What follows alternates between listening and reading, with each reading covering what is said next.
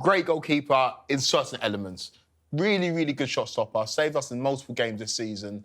And on his day, he can perform at a level that you feel like, oh, there's something there. But then there are other days when you're watching him, and being at the Bridge against Arsenal, there's a palpable nervousness in the stadium. You can hear it, You can hear it when the ball goes back to him, and that's not good. That's never good. And I feel for him.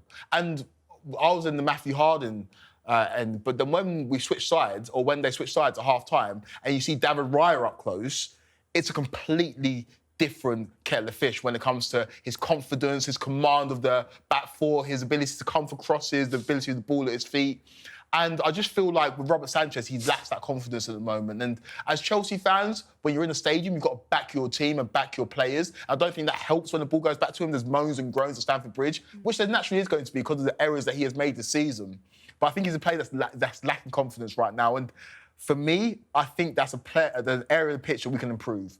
Whether we go out and do that in January, I think that's very, very unlikely. But in the summer, I think Maresca will look at it in terms of the way that he wants to play football, the way that he played football in the Championship with Hermansen, who is the lesser goalkeeper, in goal.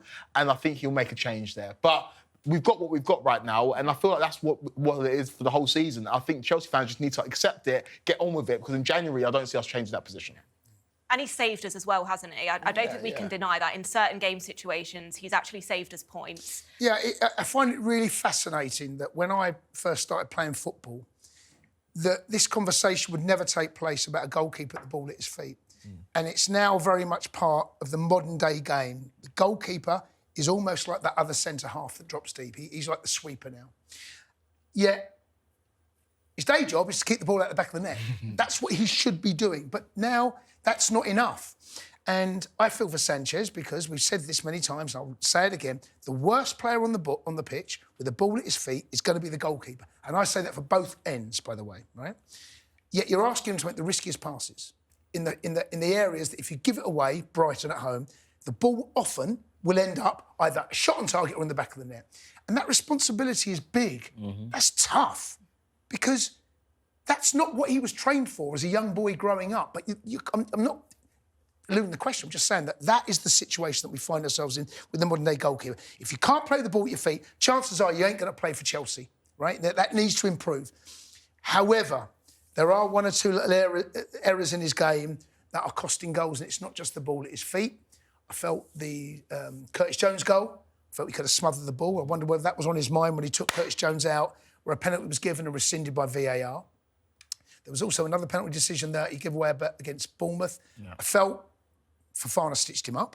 Yeah. And then you look at the goal that we conceded against Arsenal, near post. Noni's got to get back, because he did that all first half.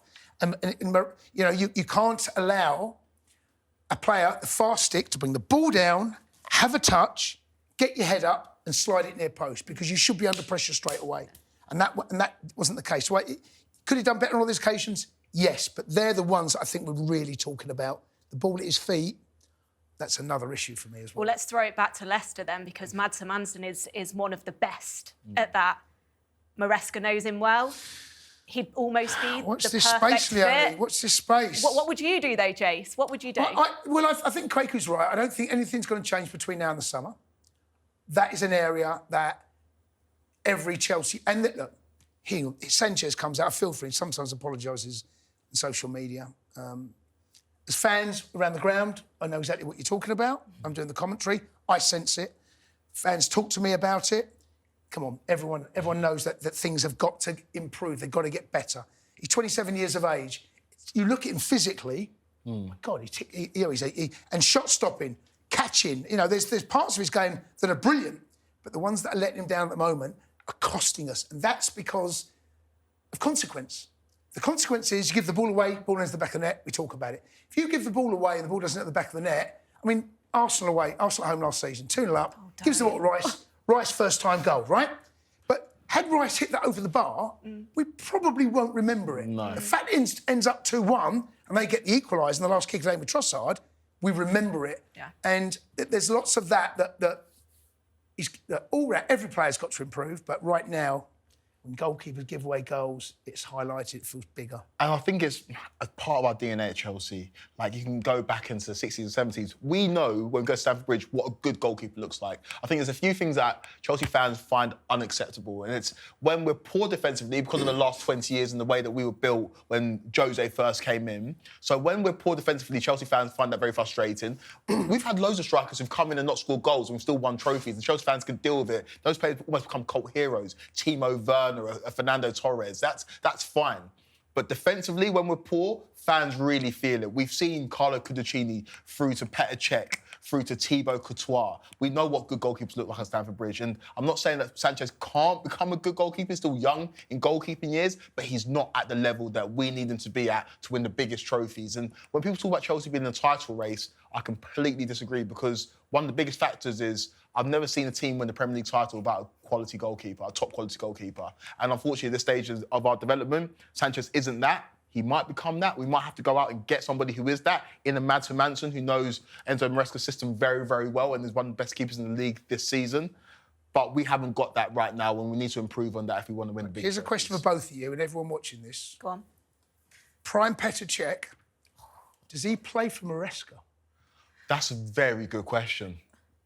Right? And the reason I'm asking that is because when Petr Cech went to Arsenal, he was asked to play at the back, the new way of goalkeepers that we used, Cech struggled. Yeah. He struggled. But for me, he's the best goalkeeper ever put on a pair of gloves for Chelsea Football Club. Yeah. But the way the modern game has gone now, I don't think Petr Cech gets in this Chelsea team under Maresca. And that is madness But to say Maresca that. would make that call, wouldn't he? But that is, bold think enough. about that I've just said. Yeah, it's insane. If you want to play from the back, Yeah. Petr Cech was the best goalkeeper ever played for Chelsea, right? Won the Champions League in the penalty shoot. He doesn't start in the Maresca's team because the way he wants to play.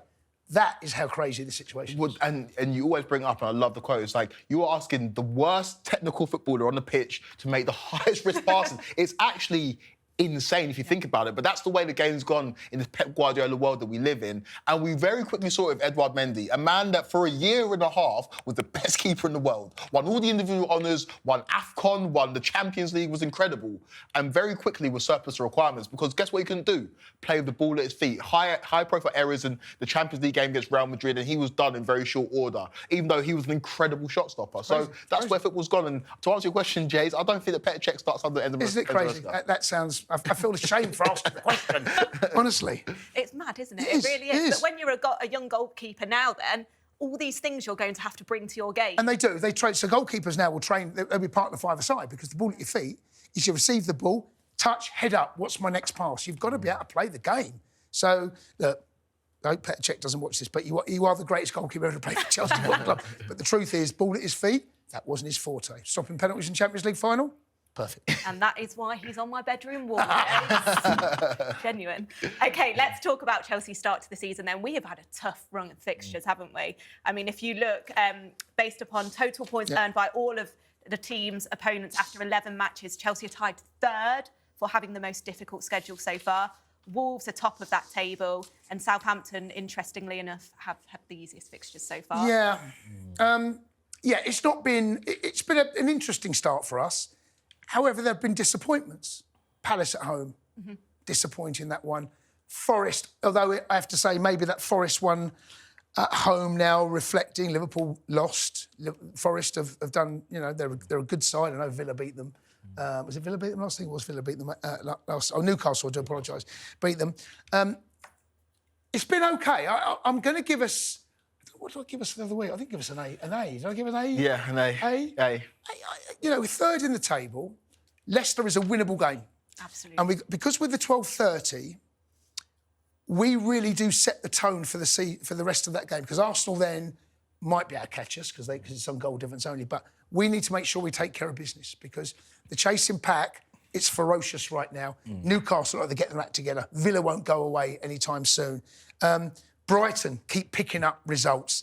There's Aston Villa. There's all of these teams there just sitting and waiting because they'll see the result. We've got to make sure we don't leave that back door open. Well, let's look ahead to the fixtures then, Kwaku. We've had a tough run so far. Slightly easier coming up. Yeah, slightly easier coming up. And again, it's the Premier League, so there's no easy fixtures. But if you look at our first 11 games in the league, we've had to go to Anfield. Obviously, we've had Man United, we had to go to Old Trafford. We've had Arsenal at our place. Obviously, City on the first game of the season. The disappointing part for me is that we haven't won any of those games.